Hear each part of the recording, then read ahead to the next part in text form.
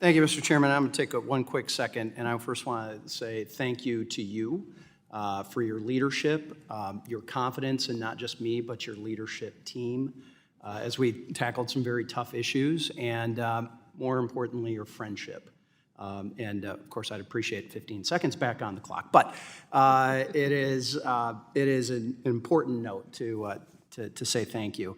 I'm going to start here. First of all, thank you all for being here. I think this is an important step. It's been quite a while since we've seen all of you here at one time. Commissioner Peirce, you have noted that in keeping with the materiality standard informing SEC rulemaking on disclosures, quote, information is material if there is a substantial likelihood that an objective, reasonable investor, by the way, that's language that Thurgood Marshall used in the 1976 court case establishing materiality, would consider the information important to an investment or voting decision. All reasonable investors value financial returns, but they may diverge in which non-economic considerations are important. Could you explain the difference between that,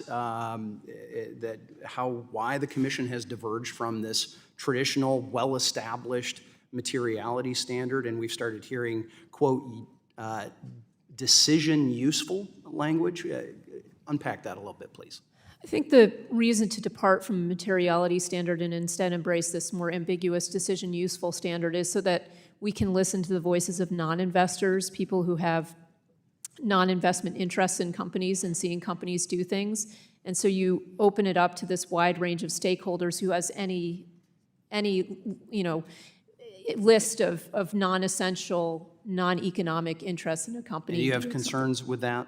Absolutely. I mean, our job is to get information to investors to help them make decisions, not to a random group of stakeholders. And it seems the courts have had concerns with that as well. All right. Chair Gensler, we've seen there be an uptick in the industry pressure at the court level against the SEC, but we've also seen the SEC embark on a rulemaking agenda that some have called frenzied and rushed. In testimony before the committee, the chair noted the number of finalized rules is less than a number of my predecessors in a comparable time frame, essentially that your rulemaking onslaught is on par with past chairs. Again, to both Ms. Peirce and Mr. Ueda, although the chair might technically be correct on that, isn't it true that the breadth of this rulemaking is indeed historic that you've seen? And how would you respond to those comments about it's just been business as usual at the SEC?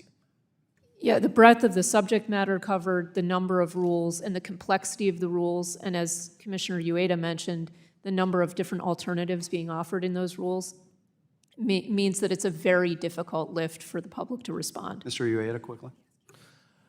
Yeah, you can't compare just top-line numbers. You have to look at the substance, and these are very, very complex and wide-ranging rule proposals under the current chairmanship. Okay, I'm going to try and get through two more things here, and Chair Gensler, I'm going to turn to you. I'm increasingly concerned the SEC is moving away from that, acting as an independent commission as it's intended to be. Obviously, I believe the overreach via the climate disclosure rule now seems to be extending to companies seeking accessing U.S. stock exchange, the ability of ESG activist groups to unduly influence what is supposed to be an impartial assessment of a company creates a dangerous precedent. Last week, the House passed my bipartisan piece of legislation that pushes back on some of these groups who, frankly, have hijacked our capital markets process.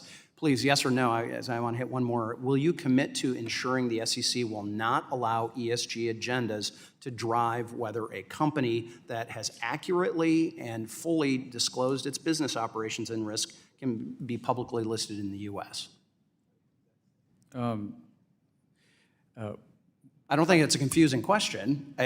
Are you going to allow ESG activists to influence your decision whether a company is allowed access or not to be listed? Companies, as long as they comply with the law, can list, and I also want to agree with Commissioner Peirce earlier.